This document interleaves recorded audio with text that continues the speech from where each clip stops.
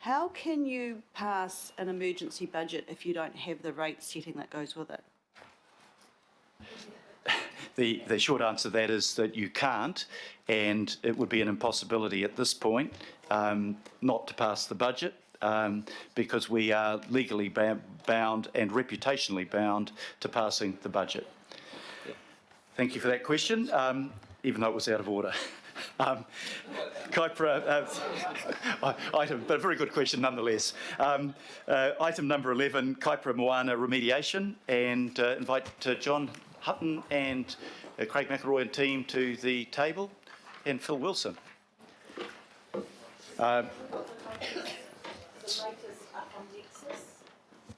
Okay, the question is, have we got the latest paper and recommendations up on Nexus? We have it on the screen, and there are some small amendments that I'll ask John Hutton to go through. The answer is yes, apparently, Councillor Cooper, they were loaded this morning. Just to get the recommendation on the books, can I ask for somebody to move that? Councillor Cooper, seconder. Councillor Mulholland. And John, I'll ask you to lead off. This, just by way of a very brief introduction, is the biggest ever remediation effort that has been made in the Kaipara. So this paper in front of us today is really important. John. Thank you, Your Worship. The paper's looking for two main outcomes. The first, to agree to sign a memorandum of understanding with the Northland Regional Council, 5 iwi entities known as the Kaipara-Uri entities and the Crown. And the second is to agree to form a joint committee with those parties except for the Crown to provide governance and stewardship to the program. I won't talk about the wider context here except to mention that this has been a long time coming. The paper tells the story of the last few years, but sitting behind that is about 3 decades, I would say, where two things, relationships and trust and understanding, sorry, 3 things, relationships, trust and understanding have been built. The relationships and trust are about the councils and how they interact with each other, and also the iwi around the table and the communities. That trust has been helped in the last few years by the treaty settlement conversations that have been going on. The understanding question is a long story of science and a long story of community and iwi engagement around trying to figure out what has been going wrong with the Kaipara Harbour. The story is very simple. It gets too much eroded soil or sediment into it. The breakthrough was a couple of years ago when a very important paper was developed by Auckland Council and Northland Regional Council, and I need to shout out to the Natural Environment Strategy team here at Auckland Council. This report identified not just the problem, but how to address it and the kind of cost that was involved. And the cost was the thing that has been so confronting. So what we have here is the Crown coming with an unprecedented level of support for this remediation program that's been developed. I should note that the Northland Regional Council has considered this yesterday and has passed very similar, or in fact the same resolutions that are before you right now, almost the same at least, and the Southern Kaipara iwi Ngā Maunga Whakahi have done the same. Tūreo Hau are considering it today, and the other iwi are having meetings within the next few days within the week. I should also say that the Memorandum of Understanding and the terms, there are new versions of those with some minor changes which have improved the documents. They've gone through pretty extensive legal review and governance review, and they're also, particularly the MOU, that is supported by the Crown. So we've hopefully covered off all of the corners there. The specific points I'd just like to bring your attention to, 2 matters. In terms of the Chair's recommendations and the minor changes up here to the resolutions, a couple of them are there to do with creating a bit more belts and braces around the long-term plan, not long-term plan, the Local Government Act procedures that we need to follow, and the other key changes, just to make sure that we've got a simple name for this, the Kaipara Moana Remediation Joint Committee, so we all know what the Joint Committee is. one other matter. In the main report, in the financial implications section, paragraph 81, there's the statement that a share of contributions between Auckland Council and the Northland Regional Council is proposed to be split evenly. The Memorandum of Understanding actually commits to that. Apologies, it's an oversight in the phrasing in the main report. Our recommendation is that that's a sensible approach to take, both because of the relationship with the Northland Regional Council, the mutual benefit that we get for the harbour from everybody chipping in, and also because we have responsibility as a territorial authority for about half the harbour, so our recommendation is that that's followed. Finally, I'd like to just offer some acknowledgements to all of the staff who've worked on this in many ways, and that's not just across councils, but it's also the Kaipara organisations and the Ministry for the Environment. And I'd like to acknowledge the political support that's been had, again, across Auckland Council and the Rodney Local Board, and including across the Northland Regional Council, the Kaipara District Council and the Whangarei District Council, and a particular acknowledgement to the Auckland elected members who have been in the background and in fact the foreground leading matters with the Kaipara Moana Working Party and the Treaty Settlement, the Treaty of Waitangi Settlements Working Party within Auckland Council. Kia ora koutou.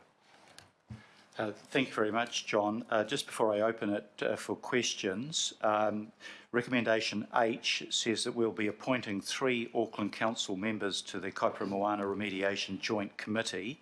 It is suggested that 2 of those be members of this governing body and 1 of the Rodney Local Board. The Rodney Local Board has forwarded the recommendation of Phelan Piri, so I'd like to place that nomination as one of the 3. The other 2, I've had some preliminary discussions. Councillor Greg Sayers is the local member, I presume will want to be involved in this, and Councillor Daniel Newman is with a spokesmanship on the 3 harbours. I understand that you'd also like to be on that joint committee. So with the approval of the mover and seconder, Linda Cooper and Tracy Mulholland, unless there's any dissent from those 3 names, I'll propose that those names be embedded in the recommendations. So, Linda, Tracy, you're happy with those nominations? Mr. Chair, that's okay. Yeah, sorry, I should have raised that. Sorry, so was I, before. because I would have liked to have also supported, but I'll accept those. Okay. I do want to make a comment. Yep, no, that's fine. I think I'll take questions first and then comments, because there's a lot of specifics in this. The important thing to note, having just approved the budget, is that we have already budgeted under the long-term plan for 15 million for the Kaipara, and this will involve a contribution of 10 million, and it will be the responsibility of those nominated to the committee obviously to bring anything back if there were to be any suggested increase in expenditure bias. This is, we don't have a lot of room to move in this area, but I'm assured that the 15 million that we have voted in the long-term plan will carry us through the first 6 years of this 10-year program. The other 4 years will need to come back to the governing body for. So, questions first of all, Councillor Walker. Just a couple of questions. We've got a climate impact statement, and it mentions the 9 million trees, and they're going to be native trees, and that's wonderfully encouraging. I'm assuming they're going to be native trees. My question is, can we start quantifying this kind of thing? Because this level of investment is incredibly encouraging as it goes to mitigating emissions. If we can quantify things progressively, then we can feed it in. So I'll just put that question up or suggestion up to start with. You want to thank you. feedback on that? Initial response, the 9 million would be a mixture of native and exotic. There's a very useful strategic use of poplars, fast-growing poplars for hillside stabilisation, and there would be some targeted afforestation and pine in particular areas with a balance of commercial opportunities for the landowners. So it's not just natives in that sense. Until we get native cultivars or native species that can do the job that a poplar can, we're committed to the poplar. There is work, however, on what you call companion planting, where you start with a poplar and you have a tortora going up beside it. It's just the tortora takes a lot longer to grow.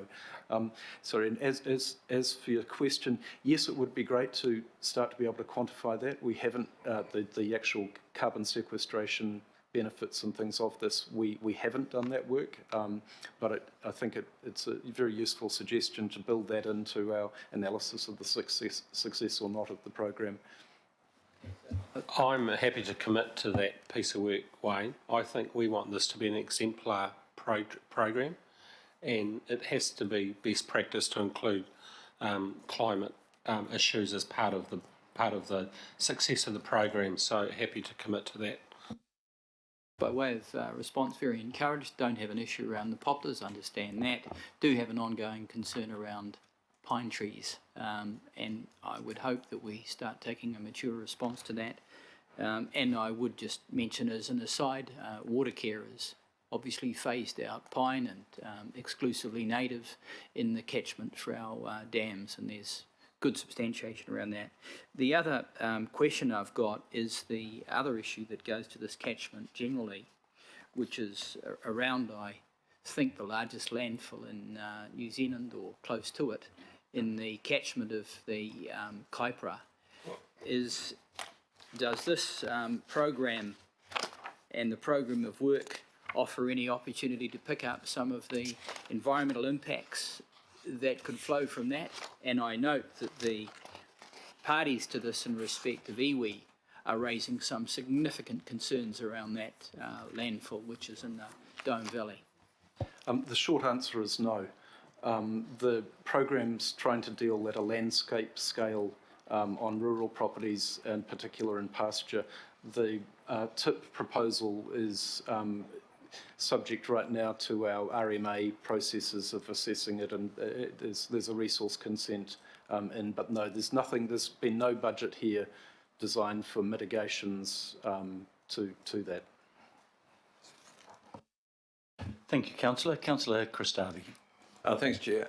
I mean, just on the joint committee, this is a seriously important body, and it will be around for some time.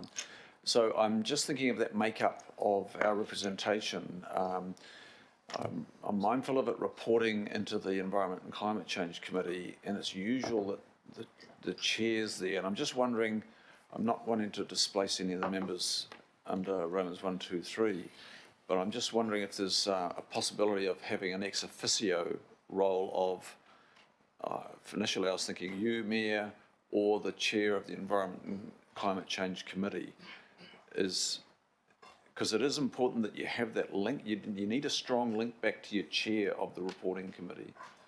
I'm just wondering if that has been given some thought. So, is there a way that either the chair or the mayor could be given an ex officio role?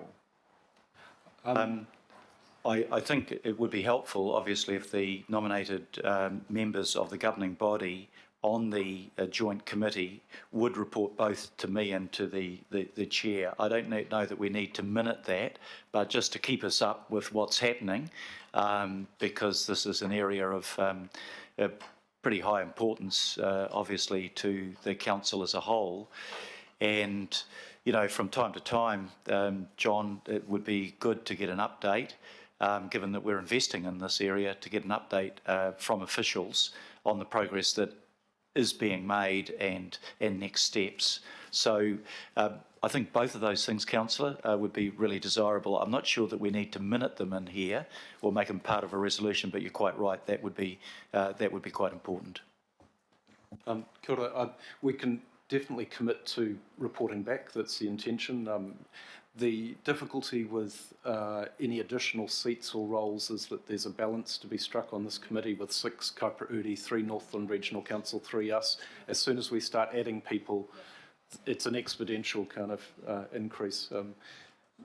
Just one more. But I should note, just as assurance, under the Local Government Act, of course, any elected member of a council may attend and participate in discussions within a committee such as this. So there's no impediment to involvement of elected members if they wish to appear.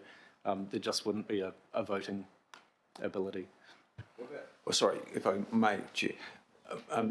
What about an alternate situation then, if one doesn't attend? So you're covered, an alternate of either the chair or the mayor. We have thought that through, and our preference is not to go there in so much as previous discussions on the treaty settlement front around the future Kaipara Moana body, which is the statutory body that, when that comes into existence, this committee would dissolve. The discussions around the table on the question of alternates was quite strongly against that idea, in that if you're a member of the committee, the expectation is you're there. The relationships around the committee are very important, and Kaipara Uri themselves were saying that they weren't keen to have a kind of people coming in and off, and so we're trying to keep that continuity with our anticipated future state with the statutory body. Thank you. I mean, it may be that we could add, and I've just asked for a quick amendment to be made that would require a 6-monthly report back. I think that would be appropriate to the probably to the Environment and Climate Change Committee. Can I also suggest, I've had the opportunity to do it, is a chance to give for councillors to go up to the Kaipara Harbour. It's, you know, sometimes we talk about the Manukau being the forgotten harbour, but Kaipara is the really forgotten harbour. And as you go out and down the Hotio River and you see the sheer amount of siltation and the damage that's been done to that harbour, you understand why this work is so important.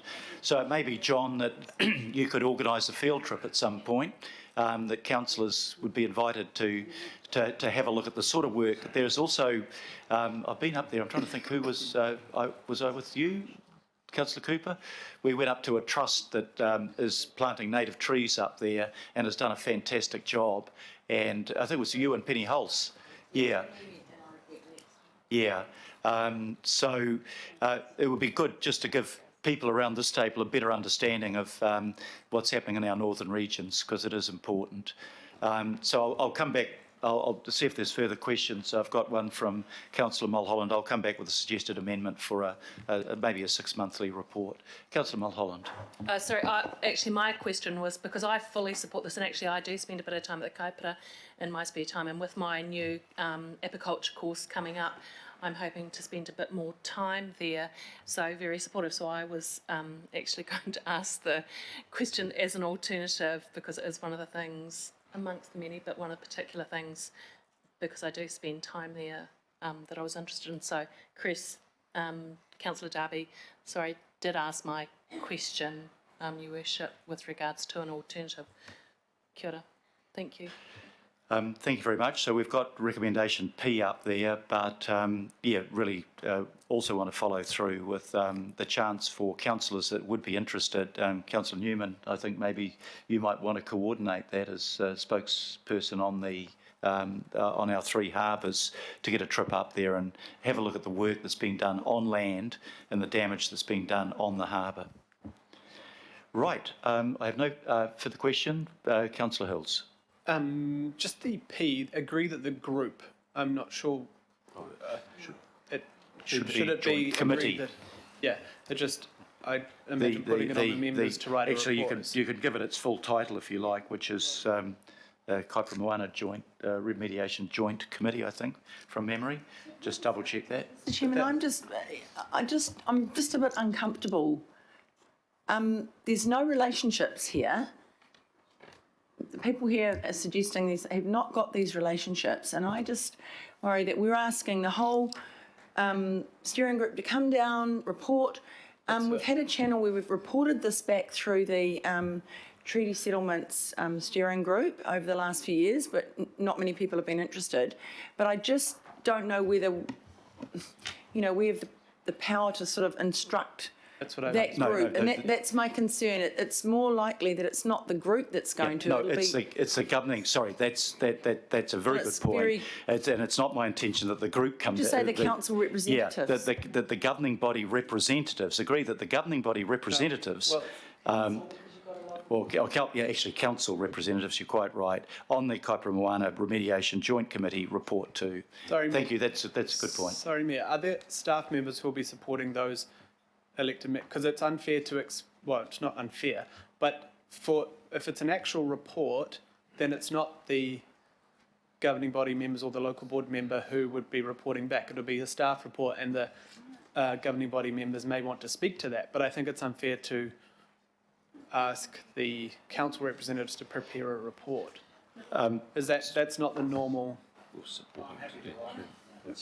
It doesn't have to be a staff report, though. I have no doubt that John Hutton will be the person that will be drafting it after consultation with the governing body members. John, would you like to comment on that?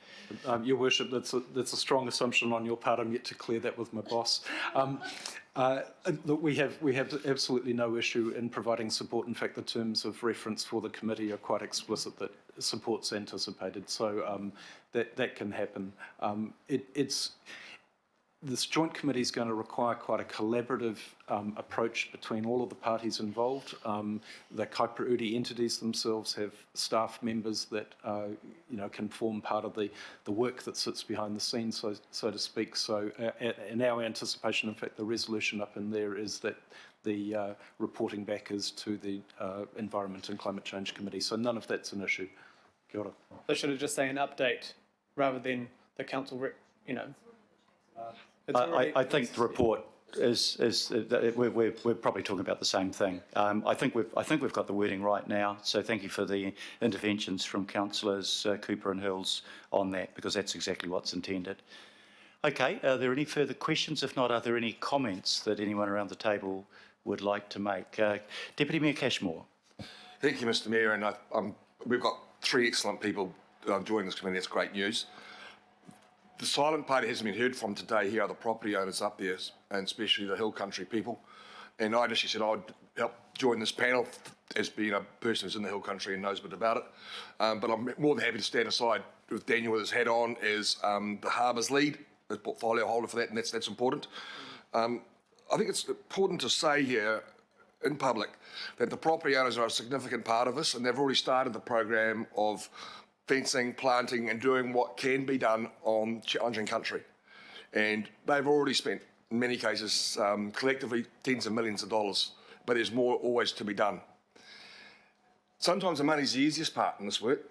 The hardest part's humping those trees up the hills, digging those poplar poles, they sound easy, cleaning up the mess when they fall over, repairing storm damage on hill country and so forth. So it's not that simple. I've seen what 5 kilometres of fence either side of a waterway and over 100,000 native tree plants being torn out down to the bedrock and deposited on flats. I've seen the damage from that sort of storm event of just a few years ago. And Mr. Mayor, you actually saw it as you drove past as well. So it's not as easy as people think or sound. And it's been happening for centuries when it was a forest in its natural state, and it's been increased with clearing of that land. So all power to this group. It's going to be challenging work. It's not going to happen overnight, but we will see improvements in the water quality in both the waterways, fresh waterways, and in the seaways. So I'll be watching from afar, keep my ear to the ground, as you know I do, John, and good luck and good fortune to all of those involved, I say. Thank you. Thank you, Deputy Mayor, and I think it is important just to emphasise to people that there'll be 100 million coming from the government, 20 million from the Northland Regional Council and Auckland Council, but another 80 million from the landowners, which is also pertinent to Councillor Walker's questions about pines, because if farm owners are putting a lot of money into this, some of them will be seeking an alternative to pastoral farming on territory, on countryside that's not suitable for it, and pines will be part of that process. That's not something that we can dictate on, because we are looking for the voluntary contribution by landowners, both in their time and work and money, to making sure that this can work. Councillor Cooper. Just making sure there's no one else, because I'll close the debate. Yeah, no, there is somebody else, so I'll hold your call, councillor, if I may. Councillor Newman. Well, thank you, Your Worship, for the opportunity to make these comments. I'm reflecting on the discussion that's been had so far. I want to acknowledge Councillor Darby for nourishing us with his wise words of caution, but I can assure him that I think Councillor Sayers and Councillor and myself are both members of the Committee of the Whole, and I'm sure that speaking for Councillor Sayers, although I haven't asked for his permission to do so, we won't be operating in silos here, but I welcome Councillor Darby giving me his insights and reflections moving forward.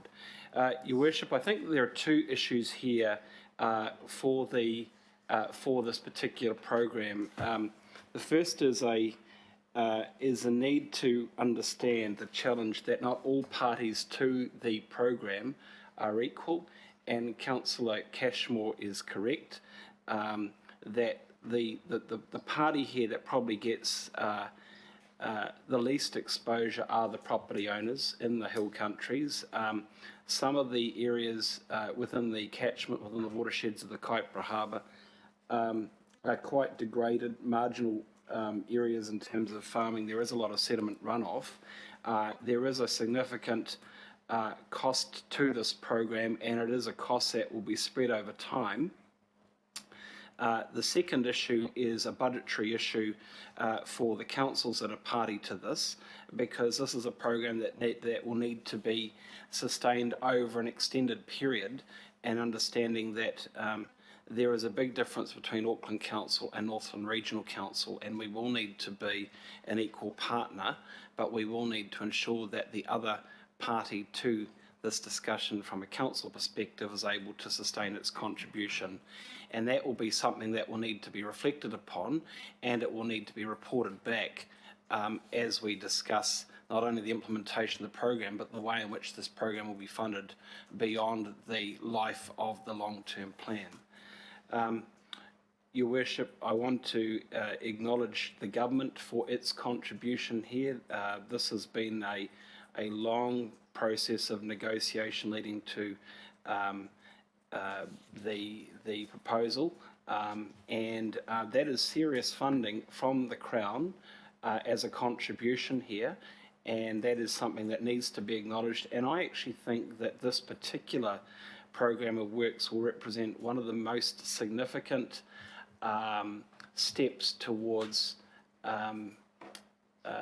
our contribution towards abating the detrimental effects of climate change this term. I think, if anything, this is it, and I want to acknowledge the work that Craig McElroy and his team at Healthy Waters will lead, because they will be instrumental. The one other comment that I would make, Your Worship, is that hard on the heels of this is a need to address the Manukau Harbour as well. That is a degraded harbour environment, and it needs the support of this council, not only in terms of the harbour, but also the tributaries to it. So I want to commend the recommendations for this particular program for the Kaipara Harbour, but also state that we do need to address the other pressing environmental issues in the other two harbours in Tamaki Makaurau. Thank you. Thank you very much. That's absolutely correct. Councillor Hills. Thank you, Mayor Goff. No, just a quick couple of words. This is extremely exciting. This is massive. This will be transformational for our whole city, not just the Kaipara itself, but I think it's a model. Obviously, we haven't seen the results of it, but we assume that the results of Mana Whenua, working with councils, working with council staff, working with the local board, working with other councils around the far north, and Kaipara, means that this, should be a model for the Manukau. It should be a model for other things that we have to do, because we cannot do this ourselves, or we cannot expect often private landowners to be able to afford to do this sort of work that actually benefits all of us. So to work with those private landowners, and it may not be easy, there will be some that will be excited and forthcoming, and there'll be others that might find it difficult to jump in. But I think this is, pretty fantastic from the government, but also the long-term planning that has been done by members of this governing body, the local board, but also the Healthy Waters and other staff who've been working on this a long time. So I think there is, we need to look at how we can get this for the Manukau Harbour, a similar type of work, because with everyone working together, we know that dollar goes, 10 times further than if we do it alone. So I just think it's exciting. Thank everyone with the passion behind it, Linda Cooper and others who've been talking about this for a long time as well. But yeah, I just think this could be a serious model long term for our future as a city to really get the environmental, the water quality, the climate change impacts and the adaptation that we need over time to help protect our coastline, protect our native fish and other animals because of, whether it's farming or built infrastructure or housing that helps ruin our rivers and harbours. This will help take it back the other way. So congratulations to everyone for this, and I'm just so glad it's really happening. So thank you. Thank you, Councillor. Councillor Sayers. Thank you, Worship. Councillor Hill stole a bit of my thunder there, but you're absolutely right. It's very, very positive news, very exciting, and can develop a model that can be wound out to our other harbours. I think it'd be remiss not to give acknowledgement to Councillor Cooper, Worship, with the work that she's been done. She's been working with this, with me. I came on board last term on it. She'd been on it much longer than I had, and because of that hard work that's been done there, we're in this position now. So I would like to acknowledge the councillor for her fine work. There's also, and just picking up on Bill's point too, it's going to be a bit sad not to have you there, Bill, because you can talk the lingo there. But I'm pleased that you're yeah. I'm pleased that you're willing to stay close to it. And I'd like to just mention the relationships also can extend into other groups, federated farmers, into lamb and beef, into Fonterra, and they can help us get the message across to those landowners as well. And we look forward to taking on that challenge as well. So, yeah, thank you, Your Worship. Thank you very much. And in reply, Councillor Cooper. Kia ora, Atua. There's a few things I want to say, and a lot of them are around thanks, and I think that this has sort of gone under the radar until now. And I want to acknowledge Councillor Penny Webster, who was part of this. I was on my first term with her, so 7 years that I've been involved, but this has been going on much longer. And I need to acknowledge the Kaupara Uri and the chair that's been leading that is Tame Tarangi. And the relationships that we've built up over the years, and particularly the trust in our staff, with the Northland Regional Council, Kaipara District, even Whangarei, but we've got it down to the 2 regional councils now. And I think we should be very proud of our staff, our engineers, our water people, our legal people. John in particular will not sing his own praises, of course. He has really held this together. And it's his negotiating skills and savvy that has got us to where we are now. And I want to acknowledge that. We would not have this significant contribution from the government without that combined effort of our fantastic staff, as well as Northern other council staff as well, and the relationships we've built, the trust that we've built with the Kaupara Uri. That has been critical, and that's got to remain critical.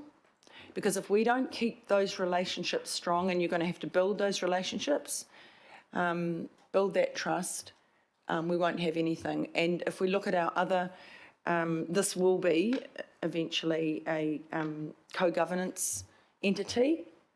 If we can have it successful like our others, it's going to go far, and it's going to be a testament to a lot of the work that's been put out over the years. People like Dame Nida Glavish as well that's involved, but also many elders who've actually passed away through this process over the years. And so I want to acknowledge those people that have gone before, that have put their heart and soul in for their people, because that's really important, and they won't be forgotten.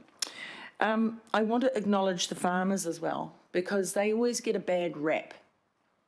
you know, they get a really bad rap, but we've seen some amazing examples in the kaipara where farmers are just going it alone and doing the best they can with what they've got to help remediate the harbour, but they can't do it by themselves. So with this contribution, and I hope that a lot of their contribution is counted in their voluntary hours and the community hours that are put into the tree planting and all the things they do and what they forego in making money off their land. So I think that's really important too, that it's a partnership between the councils, the government, the uri and the landowners. We have in our territory half of the harbour, but not all the catchments, fewer of the catchments. But without us joining in, we're never going to get there. So I feel it's a good day that we're doing this, and I just, you know, I've really loved being part of it. I'm going to miss it, but I think that Councillor Newman and Councillor Sayers will carry on and build what we've got from here and create a really another fantastic co-governance model. So I commend it to everybody. Thank you. Thank you very much, Linda. Can I add my voice of thanks to yourself and Deputy Mayor Cashmore for your input into this area. And, you know, these meetings will be open if either of you wish to attend and be active in it, but I know you've got other responsibilities as well, but you've laid a lot of the groundwork, both of you. I want to acknowledge the government again. We're getting this money out of the Jobs for Nature package. It's $1.1 billion there, so we should keep looking for further opportunities to take advantage of that investment. To John and Craig, thank you both for your involvement. And this is really going to be a legacy project. It will make a big difference. You know, that farmland should probably never have been broken in, like most farmland in the hill country areas around the country. Incredible damage has been done. It's never too late to start to remediate it. And this gives us a real opportunity to do just that. And to acknowledge those people that have been farming up there. They're not wealthy farmers by any stretch of the imagination. One or two up there that have got big land holdings, but the average farmer up there is not over-brimming with funding. So we do need to acknowledge their role, as we need to acknowledge the role of Kaipara Uri in that. So that's great. I anticipate we'll won't have opposition to the recommendations in front of us. So I'll put the recommendations. All those in favour, please say aye.